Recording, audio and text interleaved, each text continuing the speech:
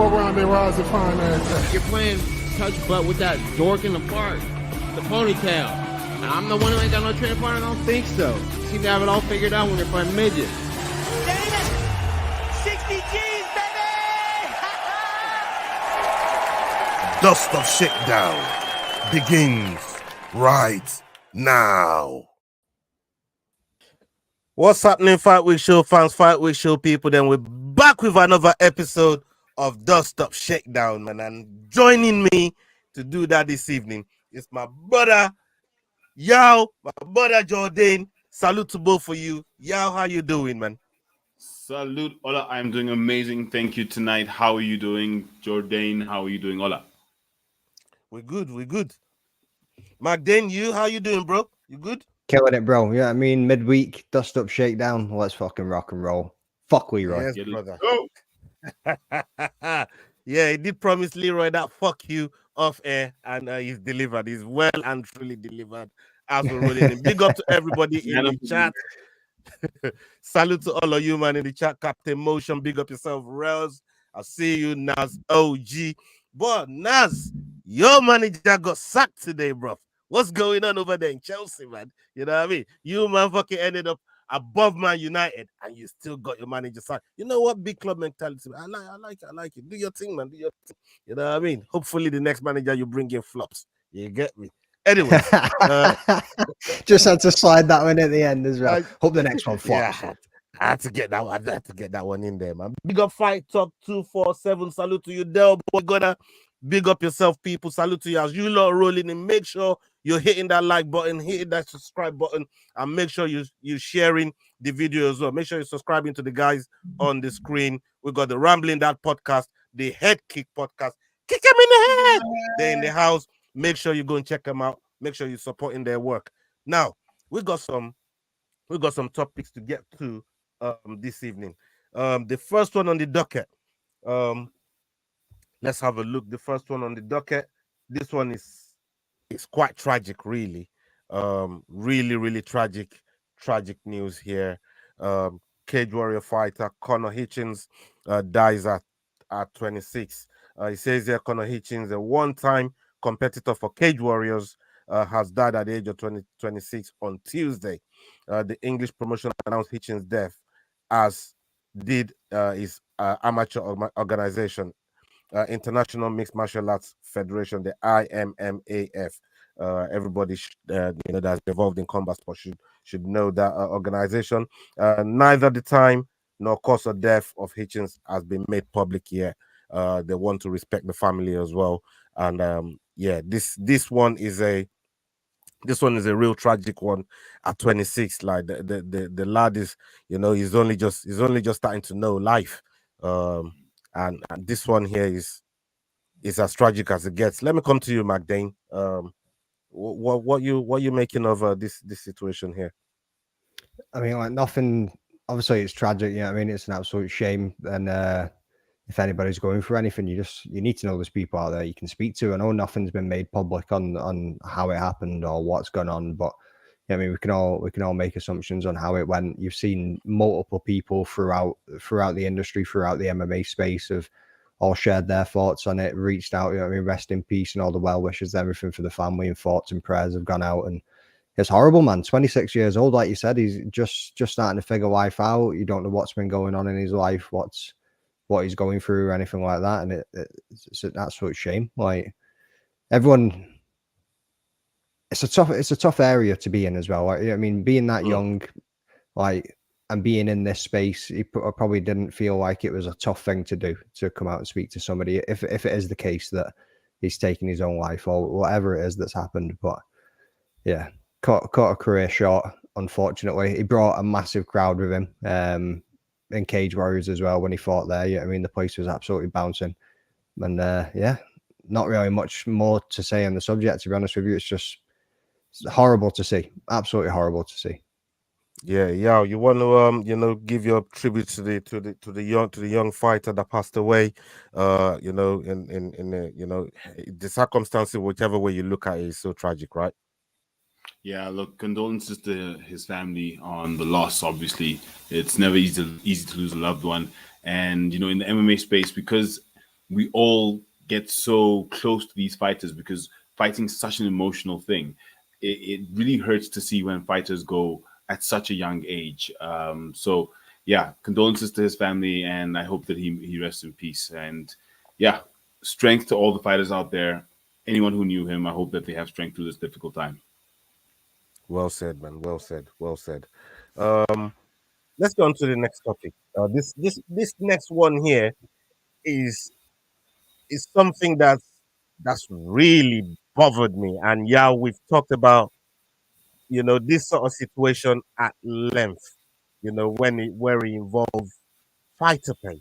Where fighters that fight at the pinnacle of the promotion really shouldn't be going through something like this. Right, Maria Agapova here. Everybody knows Maria Agapova. If you're a UFC fan and with the women's division, Maria Agapova says here in a week to probably be homeless. Right. I mean, when you look at her situation, she says less than a month away coming into her return to the octagon. UFC flyweight standard Maria Agapova revealed that she's on the verge of being homeless, and she went on social media and said she's been touched by some of the disturbing details surrounding her personal life, claiming that those that are close to her, these are people that are like close to her, family members or managers. I don't know, people that are really really close to her, attempted to exploit her and traffic her. And she said in about a week she'll probably be homeless, and she's not surprised because this is all this kind of classic calamity always ends up falling on her. And she said she don't trust nobody no more. She's looking for a charity shelter that is not going to exploit people for or try and sell her into sex slavery behind her back. Can you believe somebody's trying to tell someone that's made it this far into this world of combat sport? She's fighting for the UFC. This is a big promotion, and they're trying to sell her into sex slavery because of her financial situation. It should never be like that, bro. Like I've talked about fighter pay so many times. Yeah, we could talk about all the other promotions that's coming up, but if you're in the UFC, you shouldn't be fucking working anywhere else. You should be focused on that career, right? Joaquin Buckley, I remember when it was, when he made it into the UFC, I think 5, 6, maybe 8 fights in, he was still working at Walmart, right? Rob Funds delivering pizza. Like this should not be happening at the top end of the fucking spectrum of the game. It's baffling to me that people, all right, there are some people that like proper mismanage their money and shit like that. But we also know the pay packet of a lot of these fighters doesn't cut it. It don't cut it that they then have to go and double back and do some day shift work, maybe do some bouncing at nighttime at nightclubs. It's some of what these guys are doing on the side. Yeah, let me come to you on this one. I mean, this is something that it drives me nuts when I see shit like this. And we've spoke at length many times about topics like this, brother. Talk to the people. So on this one's a little bit tricky. I'm going to look at the actual facts around this. So I agree with you, fighter pay is an issue. But if you look at her story specifically, it's tragic that her family and friends would want to do something like that to her, because that's absolutely disgusting. And my heart goes out to her, and I hope that she gets through this tough time, because being trafficked by people is just wow. But if I look at her record, her last 3 fights, I think she's been in the UFC, but she was 2-3. She's out of Kazakhstan, and she's only fought about 4 times since 2020. Now, that's the thing. She's inactive. So there's no ways that she'd actually be able to make the pay. Even if she was fighting more regularly, maybe. If she was winning, maybe she would have. But she was losing. And so therefore, it makes sense to me that she is not able to earn what she needs to earn. That doesn't excuse what's happened to her. The other thing we need to look at, and this is something, and I think we might talk about this at length later on in the show, but there's another very active fighter by the name of Tapiwa Katikati, who's been on a losing streak but has continued to fight. do we then say that he shouldn't fight and then complain about the pay? So, there's a bit of a disparity between what these guys can actually achieve physically in terms of making sure they can earn versus what they can actually earn. So, like I said, my heart goes out to her, but unfortunately, she was not the best. She might have gotten to the pinnacle, but she wasn't able to compete at the pinnacle. And then the earnings didn't come in. And unfortunately, she found herself in a tough situation. So it's a very tricky thing when we talk about fight to pay, because all these things need to come into play, need to be looked at when we're talking about a situation like this. Well said as well. You always come correct with the facts, and the facts and context needs to be looked at in this situation here. My thing to not so much of a rebuttal, but maybe an alternative view is the conditions she was training in to lose those fights. The pay conditions, maybe not being able to pay coaches, maybe not being able to pay sparring partners, maybe the situation at home is what's really fucking up a fight. Not making excuses for her. You don't go around making excuses for fighters when they lose fights. But this, coming out with these circumstances now leaves the thoughts of what was she really going through at home to even be losing those fights in the first place, right? McDane, I don't know. Do you have a 1 or 2 points to chime in on this situation here with Maria Agapova?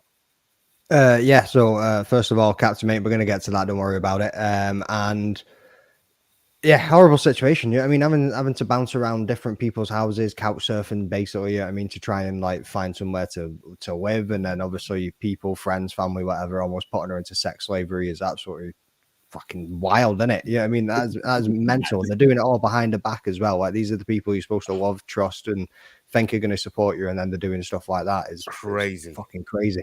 And then how does that even like play with your mental? Even like trying to go in for a fight or anything like that. Obviously, as Yao pointed out, I mean, I think she won a debut by armbar, I think it was, or maybe it was a submission of some kind anyway. Then she came up against Jillian Robertson, she lost one. Then she's not been able to get a fight booked since. I think she now has, let me have a quick look. I think it's Luana Santos in July. Yeah. She has now got a fight booked. And then she's literally said, like, I have no money for rent. I have to live wherever I have to. People exploit me. Like, it's crazy. Like, and obviously you get a paid fight per fight, and it comes back to that old, like, should there be a salary or should there be something that keeps them going throughout the year? Where obviously you can get some people that aren't as savvy with the money and are a bit reckless with it and have to pay it all out straight away. They've got bills to pay. They've got like management to pay. They've got coaches to pay. Like, everything that comes with it. They got food that they need to eat, and obviously I think you can go to the PI and they'll sort you out with your meals and your nutrition. Or don't forget the IRS taxman's waiting on your fucking money. All of that, yeah, just sitting there. I know, yeah, just taking it. And depending where you fight, you've got to pay more. You know what I mean? Ola, you just said a swear word in my world. Yeah, tax. Yeah, like, the taxman's always going to fucking get you. Like, I swear to God, but. Yeah, it's a shame. She shouldn't be in this situation. Thankfully, she's now got a fight set up, and hopefully that'll help her set something up in terms of living standards and getting away from the people that she needs to get to, and maybe tighten up a circle just with the right support around her. Yeah, 100%. I couldn't agree more, because when you look at this situation here again, she might go into this fight that she's got booked and lose, which again, how does that vicious circle get broken? Because she's going into another fight in a situation like this. And she said this is not the first time she's going into fights in these sort of situations, where it's shit like this hanging over her head. And she's going into, into a fight, into a bout, a competitive one at that. And it's just like, what's her mental before going into a fight? Every single time. Like I said, we can't make excuses for fighters on their losses, but when something like this does come out, it gives you perspective into like what's the situation at home to really be going through something like this, man. And you man said it right. Just hope that she sex slavery, man. You know what I mean? Just hope she she gets through this situation here. It's nasty business. It's nasty business. And I hope the people that are trying to do this to her get to face justice as well, one way or the other, because it's not fucking right. It really isn't. Bro, that's a sad topic, man. I'm telling you, It's we're terrible. delivering all the sad topics today. We're Oh delivering yeah, all we're the sad topics starting off today, with the man. sad topics. But We'll get to the but fun stuff later on. we'll Stuff get that we'll needs get to the talking fun. about though, isn't it? You know what I mean? Yeah, we'll get to the fun stuff next. Let's get to that fun stuff next right now, bro. Let's get to it, man. You know what I mean? Because anywhere this brother is, anywhere Conor McGregor turns up, it don't matter what he's doing, whether he's acting in a movie, Conor? whether he's beating up beating up old people in the pub. It don't matter what McGregor's doing. We you know, he always gives us something to talk about. And McGregor has come out now saying he wants free fights. He wants free fights this year. I don't know how he's gonna make it. We're near enough halfway through the year to get through free fights. But he said he's open talks with UFC on a new contract, hoping to stay busy for the remainder of 2024. He currently has 2 fights left on his current deal, but hasn't fought since 2021 due to injuries and making movies. McGregor plans to have 3 bouts this year: June 29, September 5, and 1 at the end of the year, or towards the end of the year. He's negotiating with the UFC for a new contract and wants to settle his long-standing rivalry with Nate Diaz on the September card. But Dana White has expressed reluctance due to Diaz not being under the UFC contract currently. McGregor remains open to fighting someone else if Diaz isn't available. But really and truly, as a true Diaz fan, I want to see that fight. Even if you just give Diaz that 1 year, that 1 fight contract, 2 fight contract, give him a 1 fight contract. Just bring him back, give him the 1 fight contract just for that card. Pay him handsomely for taking the fight. And let's see the very last let's see those End two of the settle. trilogy. Yeah, let's see those two really settle the dispute, and they can ride off into the sunset. McDane, I'll stay with you. I mean, Conor McGregor, this guy, everybody knows how he's changed. He's changed the game, especially in combat sports. UFC, Man's kicking about hugging trees. It's crazy, right? He's rap dissing everybody. Connor's he's just mad. He gives you something to talk about, bro. Talk to me, man. Talk to me, brother. Like you say, mate. Yeah, I mean, 1 minute is the hero, next minute is the villain, next minute is the fucking tree-loving hippie walking around getting grounded with his shoes and socks off, getting toes between his grass, getting grass between his toes. Mate, yeah. So Chandler in June, like you said, the Diaz trilogy. Will that be enough to obviously entice Diaz to come back to the UFC and sign back up for that fight? What other fight we're going to go for? We're going to see the Dustin trilogy. Is that what you think the third one would be? Has he made a call out for that? I know he said he was interested in the BMF and that he would go for no. He wants Leon Edwards, isn't it? He wants Leon Edwards. Did he say Edwards? He's looking at I've never seen that. Yeah, he did. Yeah, he wants Leon Edwards and Leon. This is the other thing, bro. Edward does them like. This is the other thing as well. Edward's actually fucking up for the fight, and he says after his fight with Belal, he wants to fight Conor. And this is the other thing that gets on my teeth, bro. It fucking gets on my teeth. Why are you trying to fight a man that's not even ranked in the division? I know it's a money play. It's a money thing. Yo, talk to me about this whole Conor McGregor situation here, brother. So Conor, you heard what Conor said about Usman? He called him a bum. So I heard Kamaru Usman. Is that an Irish accent from a South African? Yo, yes, I'm not a Conor hater. Let me hear that again. Let me hear that again. Conor hater. You know, we team Khabib over here. You know what I mean? I might come across as I'm a Conor. I don't hate. I love Conor, man. Trust me. Yeah. I might come across like, yeah. I don't. That motherfucker blocked me. Let me hear that Irish accent again, bro. Come with it. Conor McGregor. No, so Conor McGregor had some choice words to say about Kamaru Usman, who did not like it as well. So the thing with Conor McGregor is he always wants to have us talking about him, and we always do talk about him because he always gives us something to talk about. For me, This is just more for him to give us to talk about, to keep his name in our mouths, for him to make the money that he makes so he can still talk about proper number 12 Irish whiskey, his movies, and whatever else he needs to talk about. Do I want the fight to happen? Yes. Should it happen? Probably not. This is the Diaz Conor fight. That one, Right. let's see the trilogy. But I mean, if he's not in, Diaz is making enough money. Genuinely, sorry to jump in, but I genuinely don't think it would be the same now as what it would have been if they continued it earlier. Like, yeah, you'd be interested in seeing the fight, but is that trilogy really something that's going to live up to the hype at this point? Like, I don't know. At this point, no. I mean, but the Edwards fight, I say Edwards, go get it. Go get that money. Let's see Conor fight a champion. Let's see if Conor can be the Conor that he was. He was the first 2 division champion. I say that fight, as much as he's not ranked, I would like to see him against Edwards, because one of 2 things happens. Edwards says, hey, listen, look at me. Ghost data is loading. Or Conor says, well, here I am. I am the best. I am the GOAT.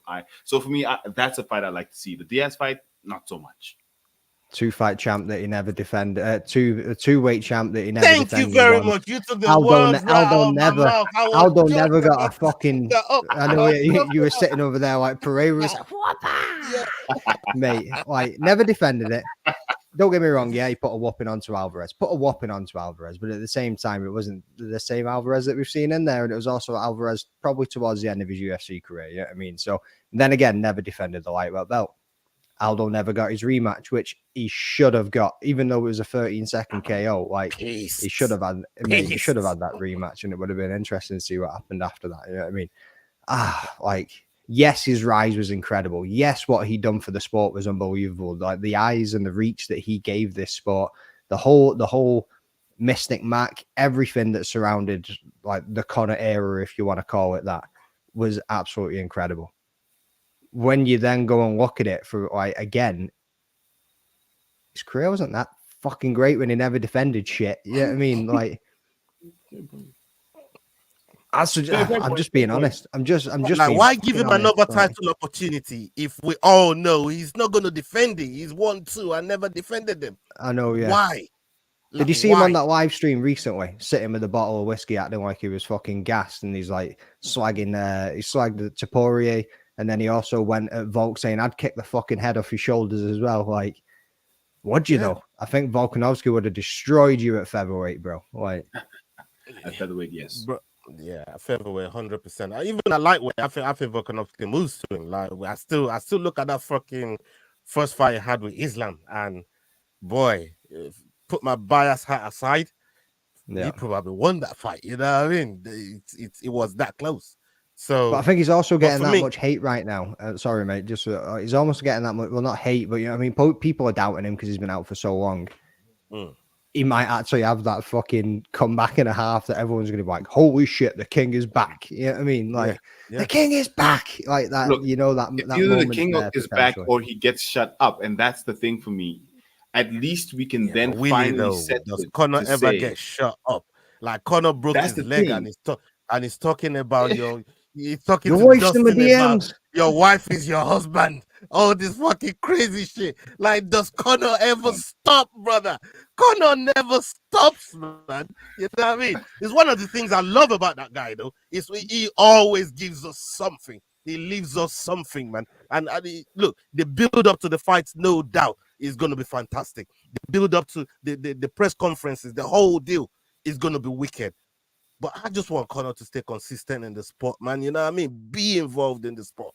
You know, it's good that we're hearing that he's chasing all these, 3-fight contracts. Hopefully, they're able to put something together for him. But god damn, you know what I mean? Serious. He don't stop. Go big up yourself, Conor. I salute. Like, no, that bro does not stop, man. He doesn't. And that is what you can't shut Conor up. He's just one of those guys. He's got that aura about him, and he's one of the reasons why we all love him in the sport. Look, I swear to God, people, I don't hate Conor. I'm not a Conor hater. He's beating a lot of my fucking, favorite fighters. Put it like that. You know what I mean? In Nate Diaz, in Jose Aldo. These are some of the guys that he's got wins over. And yeah, man, I want to see the trilogy. I still want to see that rematch with fucking Aldo. If Aldo can get anywhere near 155, you know what I mean? Who knows? And Aldo's back. Yeah. Aldo's the King of Rio is back. Aldo's here. Maybe not even put anything on the line, but I'll just give him a bout. Just give him a fight, man. You know what I mean? Yeah, that'll be interesting to see. McDane, before we move off the Conor topic, do you think if Conor gets this free fight contract, is able to fulfill them and stay off the radar of the old USADA, the new drug agency, who I still don't know their name, but the new drug agency that's just come in? Do you think he stays off the radar and again make weight, be disciplined and fulfill this free fight contract he's looking for? You'd have to, yeah. I mean, I think he's already he's off all the steroids and everything that he was using for recovery. You know what I mean, so I think he will just go clear now on whatever it is that he has to do. I think he has two fights left in his contract. I thought he was going to ride those 2 fights out and sail off into the sunset and say adios. You know what I mean, go and do whatever it is that he wants to do. Has he not just started part ownership of bare knuckle boxing? So maybe he'll end up going into some more boxing bouts or whatever he's going to go and do with that. But he might sign for a third. I know. I'm pretty sure he's got 2 fights left in his contract. He might sign for a third, and then we'll see what he wants to do from there. But I think it also depends on who actually wants to line up the fights for him and who he wants to go against. Because I know we did when I mentioned Gaethje before, he did mention I do like that BMF belt, and he would fight Gaethje for it if he retained it. So he might even go for a Max Holloway rematch for the BMF. Yeah, that's look. I hope something along those lines happen, because Conor is somebody that I enjoy watching. Like I said, the whole build up is always, it's, you know, when you knew Conor's star power was when him and Mayweather were selling out stadiums just for fucking stare down, just for fucking press conference. They were selling out stadiums. Mate, that Mayweather that's how you know was insane. Like, was it? I think we were in Toronto or something somewhere, and it was class. Like, it was one of the best things you've ever seen. It's wild. It's wild. Conor does some incredible things for the sport, and you know, I always appreciate his presence in the sport. I just wish he could have given a little bit more. You know what I mean? But hopefully, we start seeing that side of him. Do you have anything else on Conor, Yao? No, look, for me, I'm a Conor fan. I didn't used to be, but honestly, I just talked about him so much on the show. He was in my mouth every episode that if I say I'm not a fan, then I'm a liar or a hater. So I'm all for Conor. Let's get it. Pause. No Diddy. Yeah, no Diddy over there, man. Yeah, I mean, anyway, I just want to say this, like, inside joke. How's that for 7 minutes, Leroy? Fuck you, bro. Yeah. Hopefully Leroy gets that. All right, let's get on to the next one. Let's get on to the next one here. We got Alexander Usyk. Alexander Usyk is ready to be stripped of his boxing world title. It says here, Alexander Usyk has become the undisputed heavyweight champion after defeating Tyson Fury by split decision. However, is set to lose one of his titles, the IBF titles, as Filip Hrgovic, the mandatory challenger, won't wait for a rematch with Fury, and instead wants to face Danny Dubois in June. So they're probably going to make a vacant, and the winner of that match will then challenge Joshua in Wembley in September. So at least Joshua can start raking back them belts. Usyk has no worries about being stripped of the belt. After being in camp for 9 months prior to this fight, and he's missed several holidays, birthdays. He went to war. He put the boxing gloves down in between the whole fight with Joshua. He put the boxing gloves down, put on the uniform, grabbed the gun, and went to help his country as well with the fight that was happening with Ukraine. So we've seen Usyk do some incredible things as well. But with this title, in the grand scheme of things, should Usyk be worrying about it? Is this something I can come back to later? Because obviously the real money, is gonna be the rematch with Fury, right? Yes. Look, I became, and I only honestly even heard of Alexander Usyk after he beat Anthony Joshua and made him speak nonsense when Joshua was in the ring babbling. Since then, I've watched his demeanor, his poise, and like you said, he's done a lot outside of the sport as well. Should he be stripped? Yes. I'm going to lead this into something I hope we talk about, which is 511 days without defending your title. What? And you're not stripped? Why? But look, it is what it is. You have to get stripped if you're not active as a champion. And unfortunately, he's chosen, like you said, the title that gives him the shots that he wants, the money that he wants, to let this one go. He can probably come back and get it again, maybe. But look, better to be stripped than to lose it altogether. I can come back and be undisputed at some other point in time. So, yeah, look, it's the fight game. We need to keep fighters active. We need to keep belts and divisions open to make it exciting. And boxing isn't that exciting. So, you can't have it held up with a fighter who's not active. You need to have those title shots. You need to have those title fights. So for me, I'm all for this, the belt being stripped. Let him go get the fight he wants with the rematch with Fury, and then come back and then maybe get this belt back. Maybe he fights Joshua again and makes him babble again. I don't know. Let's see what happens. Hey. Show some respect, bro. I knew you wouldn't like that one. I'm a leaning duck, bro. Look, I love Anthony Joshua. I'm just saying. If Usyk can do that to him, I'm a fan. McDane, I mean, we've heard what the situation here with Usyk. Is it because obviously that opens the door back for AJ to start claiming some of these belts back if the fight between Hrgovic and Danny Dubois happens over there in June. But what's your whole take of even stripping him in the first place? Because we do talk about Jones like that, like John Jones. You ain't defending for this long, bro. You know what I mean? That was his reference to the 511 days. You know what I mean? Hope you fucking listening, John. Respectfully on what Yao said, fuck that shit. Yeah, I mean, like this is why I don't fuck with boxing, bro. Like, why can you not have one heavyweight champion of the world? Everybody fights up towards getting towards him. You know what I mean? Like, nah, let's have 16 of them across fucking how many different shit? What did they call them?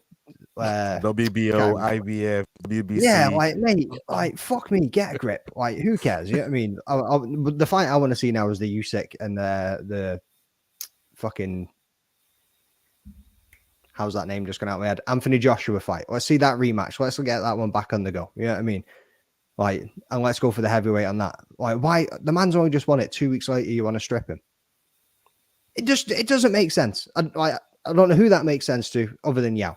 Like, like I know you want it because you're talking about the division moving, but he's not holding up a division. Like, it's not the same situation as what John Jones is going through right now. Usyk has literally just fought 2 weeks ago. You can't say, let's keep it active and let's keep the division going by stripping this motherfucker and then putting it straight back in there. Like, that just doesn't make sense to me. And just to add to what you guys have said as well, when you look at it as well, these titles, they all have stables, and there's so much politics to get each fighters from different stables to actually fight for the one belt. So to then get all these belts to one person, it's taking the best part of 25 years for one person to have all these belts. They've been trying to unify this belt for forever, and nobody really wanted to make it happen. Wilder didn't really make it happen with AJ when AJ had all the belts. When Fury had all the belts, he didn't make it happen with AJ. Then Usyk had it. The belt has been around for so long. It's just changing hands. And to make it undisputed, for one person to even have it, it's been politics after politics with the managers, with the stables, with the owners, with the promotion. It's been crazy. It's been crazy. And to now want to strip just one of those titles again and then stick it back in the stable, it's wild to me. Because once Dubois and AJ fight, it goes back to the one place because they're from the same stable and they just keep it in-house. You know what I mean? So that's always been the wild thing, about those.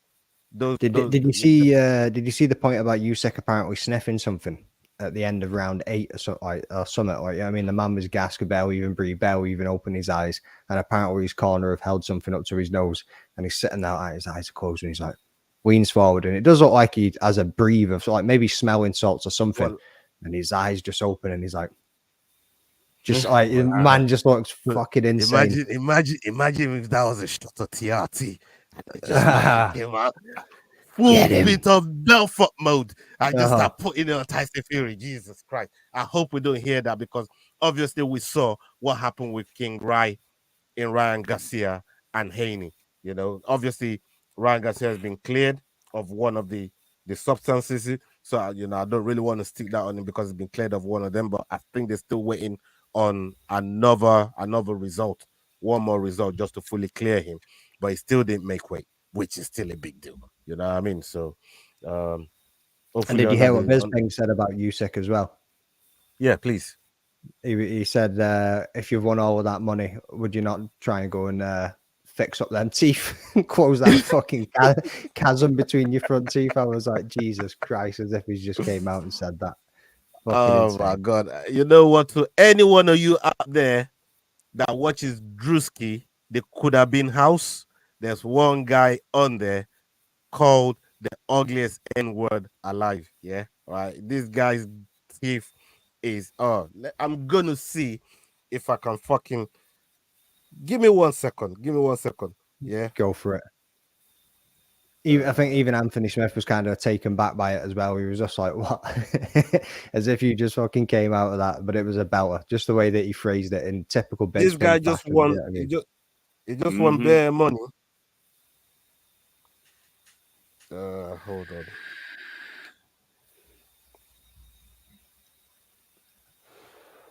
You know, Bear with us, folks. And We got an old man on the internet. Yeah. He said he we're going to fix his teeth. I'm about to show you, but with all the money he just won, this brother said, "I'm not fixing my teeth. I'm putting in the group now." Yeah, and you can share with the people. Shall we bring it up on the screen? Yeah, please. Jordy, I see your post about Bryce Mitchell. Mate, how wild is that? How wild is that? I understand that he wants the best for his son, but God right, damn. yeah, it should be. It should Yeah, be. got it, bro. Like, seriously, this brother he just been on the show. He's the winner of the fucking show. Just got himself a fucking little record deal with Snoop and Drewski and all these other guys. And he said, "Yeah, I ain't never fixing my fucking teeth, man." He said, "Put out the big screen, man. Let me." Damn. And he goes by the name of the ugliest N-word alive, man. You know what I mean? That's his name. That's his stage name. That's what he calls himself. And he fully embracing that shit. That brother crazy, man. Big up to ugliest N-word alive, man. Salute to you, man. You know what I mean? Keep doing your thing with that gap tooth. So, if people like this are about, Usyk don't need to do nothing. That's not a gap. That ain't a gap, bro. He ain't got no teeth. Yeah, I mean, good luck with them gums, mate. Usyk don't need to fix nothing, bro. I'll tell Brother you, doesn't need a gum shield, like his gums are the shield. And he had bare scraps as well, Serious, I'll send you a link later, but he had bare scraps in the house too. Like, yeah, you know what I mean? But yeah, back on that Bryce Mitchell thing real quick. I don't know if you've seen it all, but Bryce has dropped like a 2.5 minute video, and he's basically saying like, I'm like my son's been born. He's 12 pounds now. He's healthy. Like, I'm urging everybody not to get your kids vaccinated. Like, it'll kill them and it'll give them autism. And then he was like, I'm also going to be homeschooling my son. We got to homeschool our kids, otherwise they're going to turn out gay. And then he was saying that, like, that was like a direct quote too. I'm kind of paraphrasing a little bit, but at the same time, what else did he say? Like, they took the Bible out of schools and that they're reading them Edgar Allan Poe, and Edgar Allan Poe shagged his cousin. So my son ain't reading no Edgar Allan Poe. Bro, because he doesn't want his son to worship Satan or be gay. Yeah, like, right, mate. And then he goes on to say, I think they started saying, "Oh, we're going to contact like child authorities or something." And he was just like, "Yeah, and I'll be dead." And they were like, "What did you say?" He was like, "You fucking heard me. Like, I'll be dead. Like, before anybody touches this child, like, he's going to go down swinging." He was like, "It'll be a cold day in hell before anybody touches my kid." I was just that's like, a real Bryce Mitchell quote. That is heavy in it. But at the same time, like, if they're already getting flags about you, thinking, "Shit, we need to get somebody to come and fucking take this kid away from this man," then basically saying that you're going to fight every man alive, CIA, FBI, no man alive's taking my son. You know what I mean? Like, no man alive. No man alive. They're going to come and fucking take your son off you, aren't they? Yeah, bro. No, like, look, in a way, in a He's just way, wanting the best for him. He's wanting the best for him. and I'm gonna defend Bryce a little bit here, man, because I fuck with Bryce like that. You know what I mean? I like Bryce Mitchell a lot. I love the way he fought. You followed him from when it was on Ultimate Fighter, when him and Brad Katona really got to it. All that shit, all that business, being fucking with Bryce for a long time. Now, when you look at this situation that he's talking about here, this is one that's really, really close to his heart. And for me, when you look at his lifestyle, the way he lives, the way he's always lived, he's a mountain guy, right? When you know their culture over there in the States, how those guys live, they don't really deal with civilization. They don't have mobile phones. They're homeschool, themselves. They live off for land. They don't really like to go supermarket and buy shit. That's his mentality. That's his lifestyle. Yeah, that's how he's always grown. That's how he grew up. Mhm. So in a way, this is what he's always known, and he obviously wants to bring his child up like that. So to some people that don't really know Bryce Mitchell like that, or really look into how he's grown up and how they really do things in their culture and side of the things, they'll be looking at him like, boy, what's this crazy guy talking about? But everything that he's listed is kind of normal to him. That's his everyday shit. You know what I mean? This is what he does on a daily. Go to the mountain, go in the mountains, stay there for months at a time, hunting deers, hunting moose, hunting fucking bears. Bro, that man choked the deer out with his own hands. You know what I mean? Like these guys, from a tree and choked the motherfucker. That's what I'm out. saying. This guy is as crazy as they come, man, when it comes to that kind of lifestyle. Like, you know what I mean? He's a proper hunting guy. So look, that's their culture, and I'm not gonna knock him for him thinking like that. It sounds weird. It might sound weird to other people, but when you look at that culture and how they do over there, that's how they really get down. You got something to say about that, Yao? Look, Bryce is off center, but you're right. The one thing we love about UFC is that the fighters all come from very different places, very different backgrounds, have very different views on life. And that's what makes it so enjoyable, that you can see someone that has Bryce Mitchell's views, who doesn't believe in gravity, it's just density, as he says, versus, a lot of other fighters who... have you watched Terrence Howard? For example, imagine Terrence Howard and Bryce Mitchell in the same room. Now that's a fucking podcast I want to see. That is a fucking podcast I want to see. Holy shit! So yeah, look, he's entitled to his views. We don't all have to agree with it. He is just another person as well. We just so happen to know about him because he's a fighter. So it's interesting to see his life. Like you said, he comes from a completely different place, and it's interesting to see the views of someone coming from somewhere that different. 100%. Look, we're still going to watch him fight. A very, very entertaining fighter. And when he throws down, he does move like no man alive. He's going to get that win off of him. That's how he moves in the cage. Let's go to that next topic with Sean O'Malley. Sean O'Malley gets swatted whilst live streaming. It was live streaming. This guy, this is crazy. Sean O'Malley reveals that there was a fake police call, and they said I killed my parents. The police responded to a call about an active shooter with 2 dead bodies inside his home. O'Malley was shocked when the police turned up, and he was cooperative. He walked out of the house with his hands up as he was confronted by multiple officers. He was eventually placed in handcuffs and taken away in a police car. And when questioned by the police, O'Malley learned that the caller had reported him for killing his parents, which is clearly false claim. Yo, they're crazy out there in America, bro. We take it lightly. Full of crazy motherfuckers. Talk to us, Yao. We take it lightly when we say, look, you shouldn't be revealing people's numbers and certain information about them on social media, because like we just spoke about with Bryce, these are real people living real lives out there somewhere. And someone decided to get a hold of Sean O'Malley's address and decide to prank call him and get the cops to come to his house.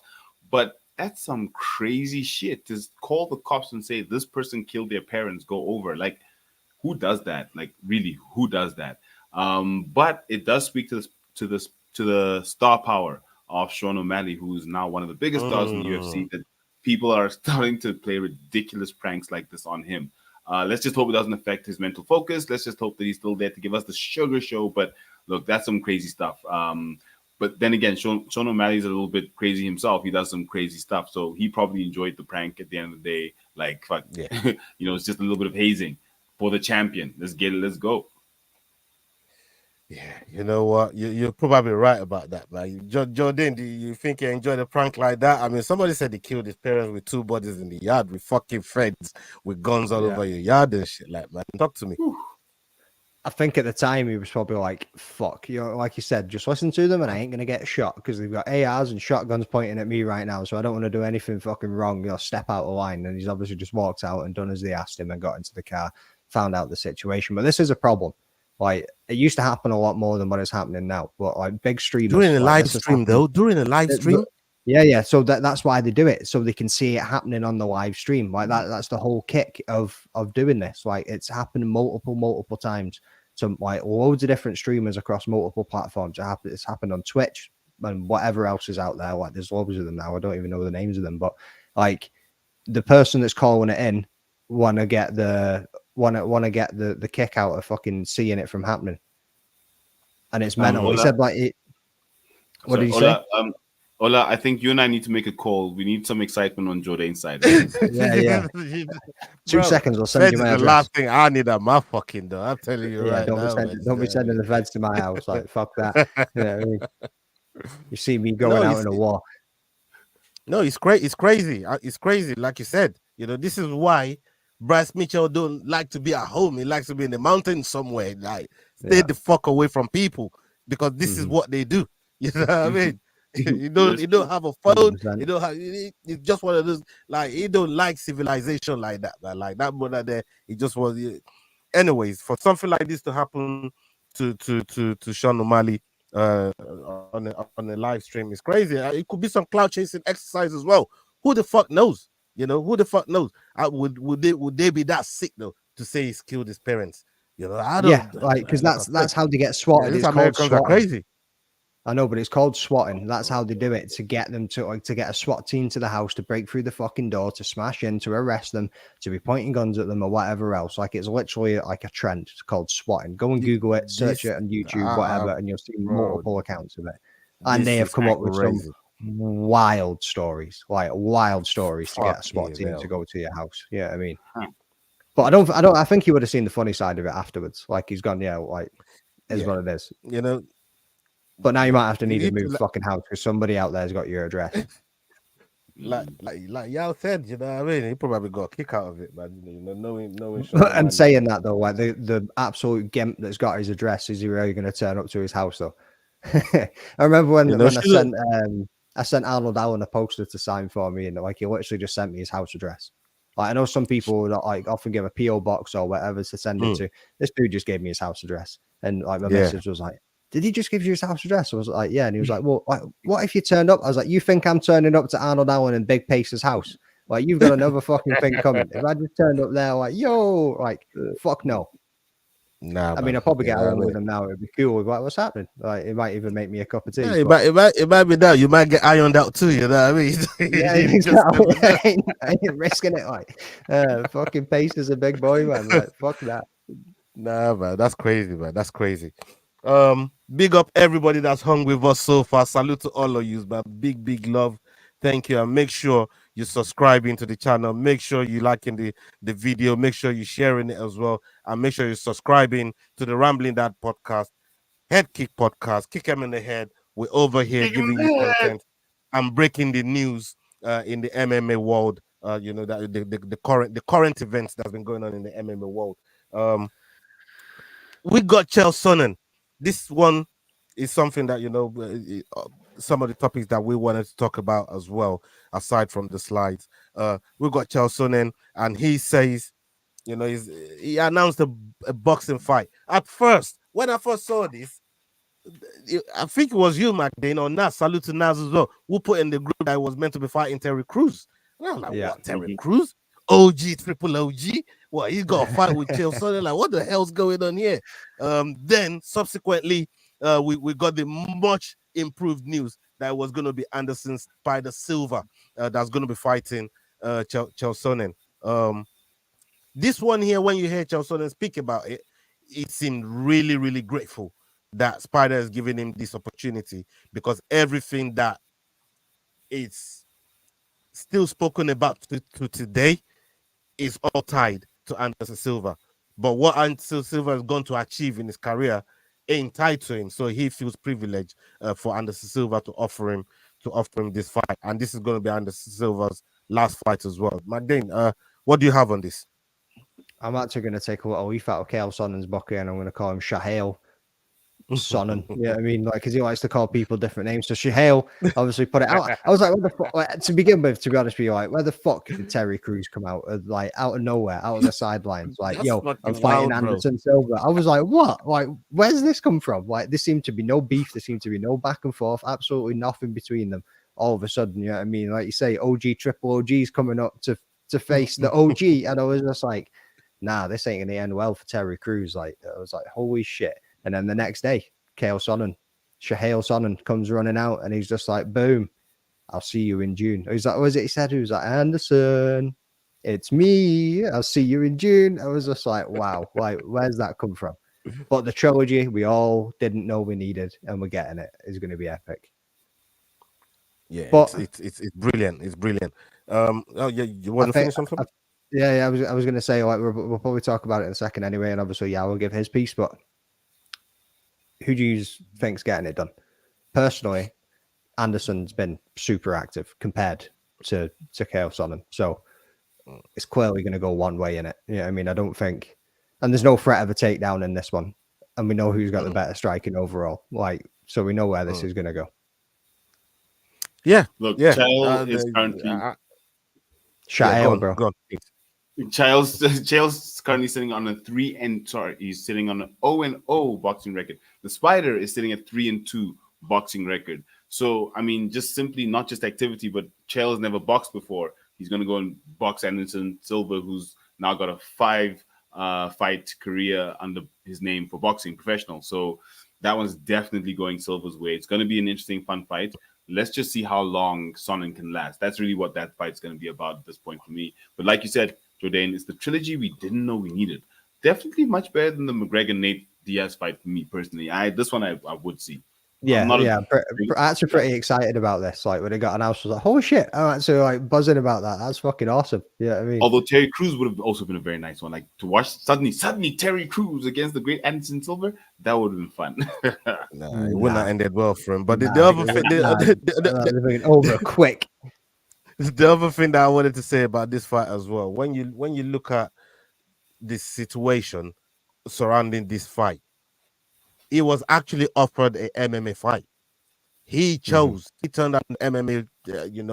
Spider told him, let Sonnen pick the rules. Right? He let him pick the rules. Whatever rules he picked, we're gonna go with it. But he was offered the MMA, and he said, no, you know what? I've always wanted to box. I don't know whether it's the bag that's in boxing now that's making Sonnen think, you know what? The little boy in me, just like Rob Van Persie talking about the little boy in him, he's always wanted to be Man United.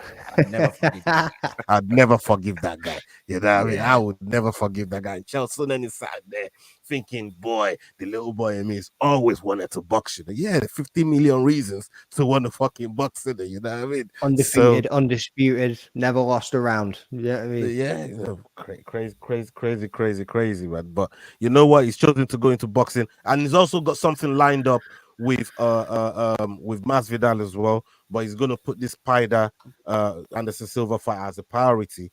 Like I said, he got so much admiration and gratitude for Anderson Silva actually offering him this fight. This is going to be a legacy fight for Anderson Silva. So for me, I still think Anderson Silva, legend of the sport, this is a trilogy every combat sport fan should want to see.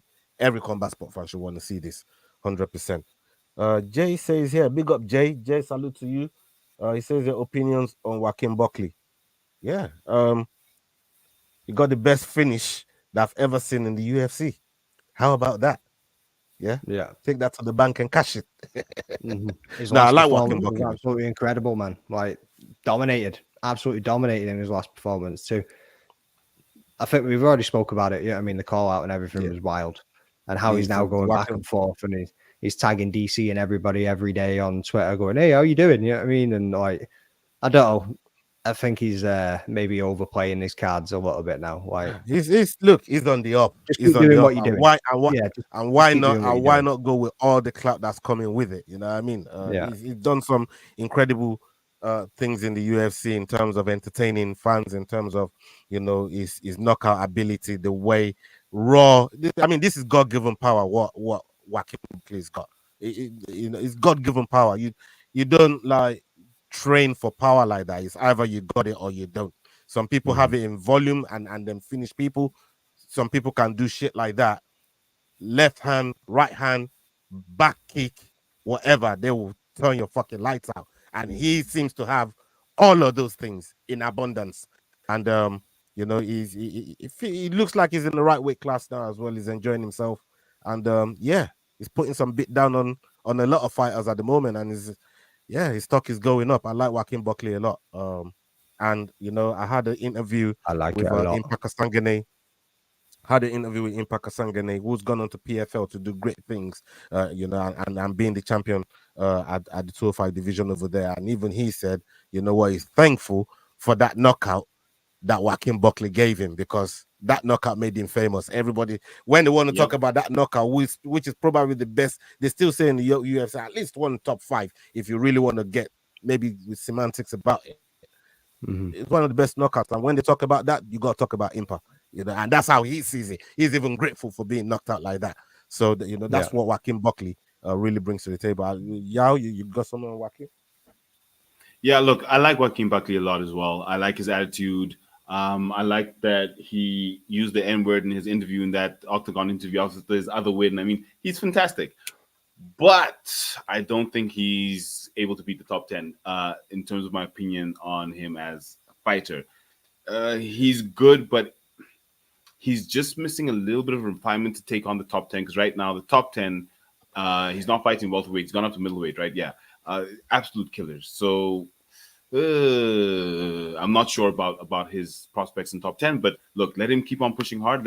Let's see what he can do. I like to watch him fight. I love watching him fight. And like you said, that knockout, that legendary head kick knockout against Impact Sangane, will always have him as a fan favorite no matter what happens in his career. But if I look at the names he's fought, he needs some very, very good real competition. Again, he's fought Imanov, but let's give us someone else. Let's see what happens. But I don't think he's top 10 ready just yet. I like that he's active as well. That's one of the things I like about him. He's very active, and you can only when somebody's putting their bodies on the line, like they do, trying to climb that ladder, especially in a promotion like the UFC. That shit ain't easy, as we've seen. We've seen that a lot. Next topic I want to talk about. This one is closer to home with you, Yao. EFC is coming up with another pay-per-view, and it's wild. We got Terence Balelo, Black Panther, good friend of the show, Tumelo, Bones of Steel. He's gonna be competing for the interim flyweight title at EFC. Is it EFC 114? Yes, sir. 114. Yeah, EFC 114. And these guys, we know how competitive they are. We know how driven they are. We know how ambitious they are. They all want to get to the top. But from your observation, watching these guys fighting their way through, both of them going through different journeys, but they're colliding now for the interim title. Who's going to be, the winner of that is going to be facing Zulu. What's your overall take on all of that? So, interestingly enough, we talk about titles and champions vacating. So, in Kazumulo Zulu, King Shaka is unfortunately not able to compete because he's injured. Now, under normal circumstances, Terence the Black Panther Balelo is the interim bantamweight champion. Similar as Tom Aspinall, where we have an interim champion that can't be fighting for the championship to unify the title. So, precedence is set. If the title holder can't fight, sometimes you do let the interim title holder keep active, because as you just said, activity is very important. So to have Terence defend against Tumelo Manyamala is a fantastic, phenomenal fight. After Gift Walker won the featherweight title, the champion called out Tumelo Manyamala when he was champion. So I'm very excited to see him getting a title shot, be it an interim title shot. But he is going up against the one and only Terence Big Balls, 10-hour notice, Balelo. And we obviously know what Terence Balelo brings to the table. We know what the Black Panther does when he fights. So this fight is going to be absolutely electric. It's a Cape Town derby. Both boys out of Cape Town. Woo! Woo! And on this card, I just got to talk about EFC 114. EFC 114 is another card that's absolutely fire. For the first time in a while, we have a female fight on the card. Very excited. They haven't yet been announced, but we do have one of the fighters. But when they get announced, which will probably be in the next few weeks, we'll talk about it again. We have one of my favorite fighter, Ntando the Zulu Warrior Zombie, is back for his third fight. Oh my goodness, second fight, sorry. Oh my goodness. Oh, let's get it. Let's go. So yeah, it's an absolutely stunning card. Looking forward to seeing it. UFC 114 in June. Henry Jacobs is on that. It's going to be on that card there as well. And on top of that, we have Ayanda the Power, who's also been on the show. He's going to be on that fight there as well. McDane, you know, you've spoken to one or two of these guys, you know, that we've just mentioned. You know, that's going to be part of EFC 114. You know, Adrian Sanchez, who's really, you know, a close friend of ours, trains and partners with Tumelo, and Tumelo is going to be going against, you know, Terence Balelo, Black Panther, you know, the brother, you know him very, very well as well. What's your take on this bout? And at one point, I did tell Balelo this was likely to happen. He got mad. Talk to me, brother. Yeah. Well, you said he got mad. I mean, I don't think he expected Tumelo to be in line for it. I don't think he thinks he's deserving for it. And obviously, as Yao pointed out, is the interim bantamweight. This is obviously going to be completely different, and he could be holding 2 interim titles by the end of this fight, which would be absolutely insane. And then, as I said to you before this one, we could end up with a super fight. Imagine having both belts on the line, one fight, winner takes all. That shit would be insane. And as you say, the hungry, the epic, like, absolutely epic. Like, and the hungry, the motivated, they're also wanting to reach that higher level. They want to be coming to the UFC. They want to be going to whatever promotion it is. It's going to push their career even further. Like, they're doing great things with the EFC. The EFC are doing great things with the fighters. And like, I'm loving to see the growth. Absolutely loving it. It's going from like leaps and bounds ahead of it. So every single card that they put on seems to get bigger and bigger. 100%. I just like the fact that they got these 2 guys in the cage now, because you know you've mentioned before.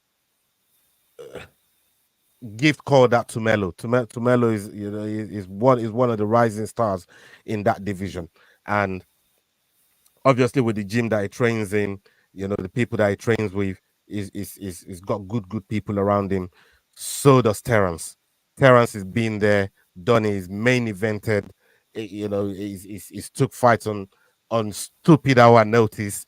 That, you know, we don't call him Triple B for no reason, but you know what I mean? He fights with Coach Hayden. Hayden's just won that amazing fight with the Troublemaker. So yeah, incredible, and you know, we don't call him Triple B for no reason. So this is a fight that we're really looking forward to. When I got the news to this, I thought, holy shit, this is what this is what we've asked for. And as for Ayanda the Power, if he goes on and defeats his opponent in this fight, that puts him in a very illustrious place as number 1 contender for that featherweight title. Talk to me, Yao, about that one specifically, Ayanda the Power. The Hawk Zwane, Simbarashi the Hawk Okonya versus Ayanda the Power Zwane is a phenomenal fight. The Hawk fighting out of Corvus, just here in Johannesburg. Ayanda fighting out of Cape Town, trains with Luke Michael, fantastic fighter. They're now fighting out the last fight in the Grand Prix for the featherweight title, and sheesh, this fight is going to be very, very, very tough because both fighters are experienced, both fighters are tough, both fighters are skilled. Now, if I look at it, the power, the power has the speed, right? The Hawk has the power, ironically. And if I look at them in the stare down, Ayanda has a little bit of a height advantage over Simbarasha Hokonia. But look, I think I know you're going for Ayanda, but Corvus, my home gym down the road, I have to go with the Hawk. I see how these guys train. He trains with two former bantamweight champions in Nick the Saint Wende and Sylvester the Gladiator Chifumbu. Trains with. So for me, if I look at where he's training, he's always out cornering in UAE in Brave whenever Nick goes across. So he's got that experience, that slightly more experience in terms of the overall pressure of dealing with something like a Grand Prix for the featherweight #1 contendership. So it's going to be a fantastic fight. Honestly, it can go either way, but I'm going the Hawk on this one. We're going to see where this fight takes us. I'm so looking forward to this card. Please, Jordan looks like you got something there. So a lot of these fights, we always end up having fighters coming from Joburg and Cape Town. Is there, obviously a man being in location, much of a rivalry between Joburg and Cape Town? Does it hype these fights a little bit more, or is everybody still quite close anyway? Still quite close anyway. Yeah. There isn't yet that level of rivalry. I get that feeling when I've spoken to people. Yeah, it is starting to build. Because you've got Durban, Joburg, and Cape Town. Those are the three main fight centers, and then the Eastern Cape as well. But those are three main fight centers in terms of cities. And Cape Town's been on the up recently. A lot of Cape Town fighters have been coming up, winning a lot more than they used to be. Because previously you had to come and be in Joburg, train in Joburg, and then you'd get through. So as there's more and more of them winning titles and holding titles, Terrence, Luke Michael, we've now got Ayanda, we've got the Troublemaker back. So now that rivalry is having a home because you're having top fighters from both cities. You're not just having one city that has the top fighters, because then there's not really a rivalry. It's just that one city is better than the other. So yes, it is starting to become one of those things where you now have two Cape Town fighters in the interim title fight in a little Cape Town derby, which hasn't really happened before. So very exciting to see. Yeah, man, that's going to be interesting, man. 100%. That's going to be interesting to see. People, make sure you keep your eyes on our socials. When it gets closer, we're definitely going to be announcing. We're going to tag all the relevant people as well that will always tag in our post. So keep an eye out for that. EFC 114, like Kick 'em in the Head podcast said in the chat, there is going to be absolute fire. The last topic that I want to touch on before we leave tonight, salute to everybody that's hung with us. Big up yourselves. Make sure you're liking the video, whether you're watching live, whether you're watching on playback, and make sure you're subscribing to these guys on the screen. Kick 'em in the Head Kick podcast and the Rambling That podcast. Right. Salute to both of the guys. The last topic that I want to talk about is Javier Mendez. Javier Mendez. We know who Javier Mendez is, right? If you don't know who Javier Mendez is, I'm saving this for the last. I'll save the best for the last, right?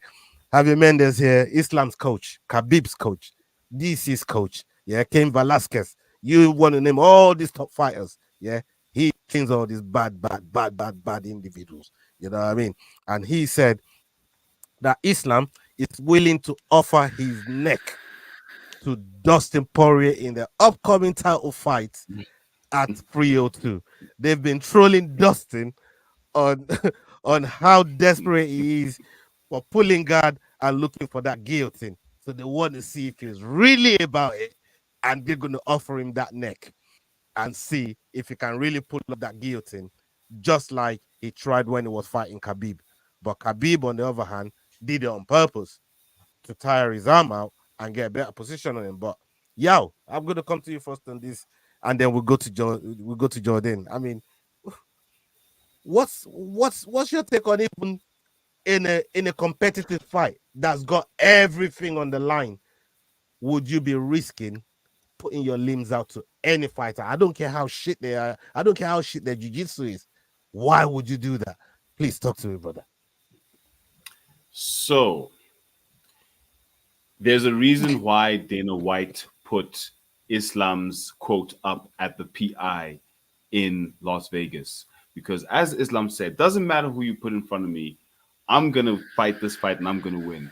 And for him to say that in a title fight, having come off beaten one of the GOATs, Volkanovski, twice with a head kick win, for me, I say he has all the right to say, Dustin, let's see what you can do. I know what I can do. I am the champ. Let's get it. Let's go. He said, yeah, look, he respects Dustin, but I agree with him. Let him see what Dustin can do. Dustin loves the guillotine choke. And if you're ready for it, maybe Dustin might just switch it around and pull a Kimura. We don't know what he might do, just to surprise him because he knows he's going to be giving him his neck for the guillotine. But for me, I think that's absolutely fantastic gamemanship. I think Islam probably would put out his neck and survive. That's phenomenal for me. That's a great champion there talking. A few champions we have right now can definitely learn from that. No names mentioned. McDane, what do you have to say to this whole crazy? Like, I don't know how you offer your neck for guillotine in any fight, but bro, talk to me about Like this. Scott, I saw your eyes pop out there. Yeah, get it. I mean, see the veins popping. I got a whiplash doing that. Mental, mate. Yeah, I mean, but that also just goes to show the confidence that he's got in his own game. He's like, hey, you can put me in a guillotine, bro. I'll get back out of it, and then I'm going to triangle your ass. Like, but there was another quote from Javier Mendez that he said, honestly, I think it's an older and wiser and still dangerous as ever, Dustin. So we have to be very careful. We play our game, and he's not going to have that kind of chance that people are expecting. But if we don't play our game, it could be bad for us. He's a spoiler type of guy and dangerous for sure. We're definitely not looking at him as an easy fight because he's not an easy fight. I don't look at Dustin as anything but a great warrior, a true fighter that's going to come out and give it the best and do the Rocky type scenario. Our job is to make sure that he doesn't do that. And he's not wrong. We could possibly see a Rocky type scenario here. You know what I mean? Like, Dustin could pull it off. And if he jumps that gilly in the first and he's dry, and Islam's like, mate, I swear to God, he could do it. And we've also seen Islam rocked. Like, we've seen him hurt before. He's been cracked. You know what I mean? Like, he could potentially crack him. He could get it done. If Islam decides that I'm going to stand and I'm going to trade with this man and I'm going to show people that I'm not just going to take him down to the ground and submit him, and he wants to try and showboat a little bit. Comment up again. Big up Aussie Fighter. Salute to Aussie Fighter at the house. Big up yourself. Dustin sub 23-1. $50 on, you get $1,000. Why the hell not? Why not? Like you said, if he jumps that gilly, why they still dry in the first round? Whoa, and he catches it and he cinches it in nice. This is what I'm saying. Like, to me, it's just dangerous games. Like, to do that in a fight that's it's a title fight, bro. It's a title fight. Like, hey, there's a lot at stake in a fight like that. And we've also seen, like you said, if Islam comes out, he gets out of that gilly and start putting hands on Dustin because he's now got better position. And we saw with Volkanovski when he got out of that T-City, against Brian Ortega, and he put paws on him. Oh, he put them hands on him and he bit the brakes off of he bit the brakes off of Brian Ortega just for trying that bullshit, and he got out. But boy, we thought that was it. It was so tight. It was tight, and Dustin could end up in a position like that where that shit could get tight, I don't want to see Dustin gas his arms trying it though too much. You know what I mean? Like, his best chances on the feet, putting them combinations together that we see him do over and over again. Get like the finish between Conor and Benoit Saint Denis were almost picture perfect in the combination that he landed to put the man down. The punch was very, very similar. You know what I mean? Like, and that's what I would like to see. One of those highlight reel KOs coming for Dustin Poirier. But I think Islam is definitely going to be getting it done. Last thoughts on this, Yao? Yeah, definitely Islam for me. If we think back to when Poirier fought Oliveira, and he said, and he lay on his back for most of the fight, saying, I don't want him to take my back. Unfortunately, he will pull the guard, he will try the gilly, and there he goes on his back, and there's the fight. So that's Yeah. why Islam is very willing to stick his neck out for that gilly, because he knows exactly what will happen once he gets out of it. He's now got ground control, which is not a place that Dustin would want to be in the first place. So yeah, for me, stick your head out. Like, get ready for that gilly, Islam. Let's go, because that means you win the fight in my books. Bro, it's a fucking crazy trap as well, because once he's there on his back, there's three situations. You take the mount, you give your back up, or my man could just put you in a fucking trap where like it could put I thought you said the three situations were going to be tap, tap, tap. that too. Like, there's so many crazy shit that could happen. Or for jumping the gilly and not getting what you jumped the gilly for. But like, Yeah. bro, we saw it happen with Charles Oliveira, man. If ended up finishing him in triangle. Like, there's so many things that Islam could do right there, man. And yeah, if he's not scared going down there with Charles Oliveira, that fairly confident. And he's talking from confidence here, maybe not arrogance, I'd say. You know, he's fairly confident he can do that with Dustin. You got something to say there, Jordan? Yeah. All right. So obviously Dustin could get the upset. If he does, you think he defends the belt? If he doesn't, do you think he retires? Yeah, I think he retire on the high, bro. He was thinking about it anyways, man. You know what I mean? If you end up winning something like that, don't give them Dagestani another chance to come and take that shit back. You hang that shit up. It would be an immediate rematch of Islam, you would think. Yeah, I mean, yeah, but you know, we've seen it with with one of the greatest, GSP. He won that shit. Said, yeah, I'll give him a rematch. I'm buggered off. Yeah. He told me, yeah, I'll give him a rematch. And he's like, no rematch, bro. I'm leaving on the man win. disappeared like the dinosaurs. He's buggered off with it. So, you know, that's what I think Dustin should do anyways, man. I don't know what y'all thinks. Look, wow, it's very interesting, because if you look at his age, Dustin is just in the peak twilight, or twilight peak, if you will, at the age of 35. I don't think he retires. I think he's been going at it so long, and he is one of those guys who is a genuine fighter. He loves to fight. As much as it is about getting a title, he loves to fight. So I don't see him retiring. I see him, I mean, we didn't see Anderson Silva retire. We saw him pushing through, and unfortunately, he went on a skid at the end of his career. I think Dustin would definitely defend it. It might not be against Islam. We don't know. If he gets a first round KO, maybe hits Islam just a little bit too hard, Islam's out on medical suspension, and he has to defend against someone else, then yes, he definitely, I think, will defend. But, you know, if it's a loss, I think he might, you know, just disappear for some time and then possibly retire or come back one last fight and then hang up the gloves. But honestly, I think he would defend if he wins the title. He's only 35. He's going to crack him. He's going to turn around to the cage and be like, Josie, hey, Josie, we did it, baby. Now, that'll be fun. Oh my God, you're gonna be seeing DC losing his fucking mind, man. Like, DC won't know who to fucking go with, man. Like, this is a boy from his hometown, and that's the guy he fucking like, boy. You know, he loves both of them as well, man. You know what? A lot of people are gonna be calling for DC not to be on that commentary, but I want DC on that commentary, man. I swear to God, man. It'll probably be one of the most honest pieces of commentary you'll get out of DC, because he's got you know what I mean? He's got two horses in the race. Like, it's not just a one horse race. I really want to see how he's gonna call the fight on that one there, man. It's gonna be mad. It's gonna be mad to see. Yeah, man, we've come to the end of the we've come to the end of the show. Big up Yao, big up Mark Dane, salute to all of you, big up to you, to everybody that's hung with us up until now. We had nearly 70 of you at one point, right across all platforms. Thank you to all of you, man, that show love.